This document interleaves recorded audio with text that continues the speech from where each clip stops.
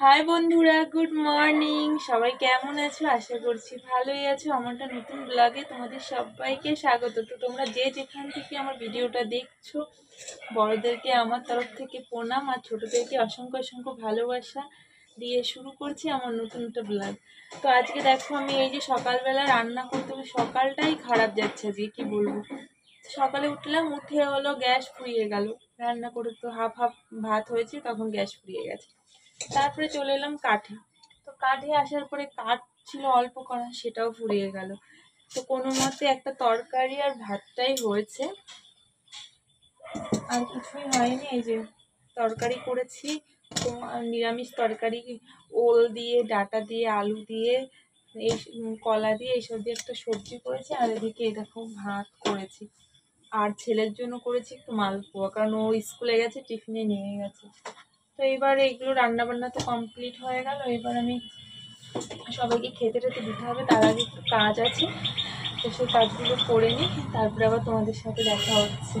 তো চলো, সবাই, তোমাদের দাদাভাই আসুক আগে, ছেলেকে স্কুলে দিতে গেছে, ও আসুক, তারপরে আবার দেখা হচ্ছে। তো চলো, দেখতে থাকো, পাশে থেকো। তুমি? না না, আমি এখনো আসিনি। ভাত কই? তুমি মাছ নিয়ে বসে রয়েছো কেন? কাঁচা মাছ খাবো, কি করবো? রান্না করার লোক নেই, সারাদিন ফোন টেপবা, ভাত দেবা না আমারে। এই সারাদিন ফোন টেপবো? কি করবা? একটা জ্বালানি নেই, গ্যাস ফুরিয়ে গেছে, তারপরে কাঠও শেষ হয়ে গেছে। তাহলে মানুষটা রান্নাটা করে কি দিয়ে? আমি ফোন টিপি সারাদিন। যতই করো না কেন, তোমার কাছে কোনোদিন নাম পাওয়া যাবে না, বুঝলে তো? তোমার নাম আছে? না, আমার নাম থাকবে কেন? কি মাছ এনেছো? ইলিশ মাছ। ইলিশ মাছ? কাজ করো মানে ইলিশ মাছ খাচ্ছি? তেলাপোয়া মাছ? কিন্তু ইলিশ মাছ বাচ্চা এগুলো, ওরকম দেখতে। এত নরম কেন? এত নরম। পচা মাছ কিনে নিয়ে আইস। পচা মাছের স্বাদ বেশি, ইলিশ পচাই ভালো। দাও ভাত দাও আমার। এই দেখো, এই সবজি রান্না হচ্ছে, খাবা তো? তোমার তো সবজি হলে পেটের মধ্যে যায় না।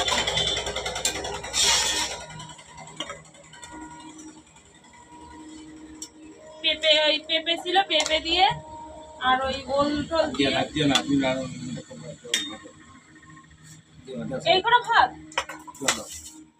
এটা কিন্তু ঠান্ডা জল, মানে আমি এটা পরে খাবো বলে নিয়েছি, এরকম করে তাকাতে নেই। সবাই দেখছে কিন্তু তুমি আমার সাথে কেমন ব্যবহার করছো। দেখো তরকারিটা। দাঁড়া দাঁড়া দাঁড়া, মাখতে দাও। খাবো আমি। হ্যাঁ, পেঁয়াজ কুচি নিয়ে আসো। সে দিচ্ছি। কি আমার লাগবে? এই না, ভাত দিয়ে আসো। তোমাদের তখন সমস্যা হয় না। এখন নাটক কি? হ্যাঁ, ওর আমি নিয়ে এসছি। তরকারি রান্না করলাম, এর মধ্যে দিয়েছি, আর কি দিয়ে রান্না করবো এখন আমি জানি না। তাহলে সকালে আমি কি করবো? দেও দিয়ে আসি। আমি সব দিইনি তো, রয়েছে তো কিছুটা।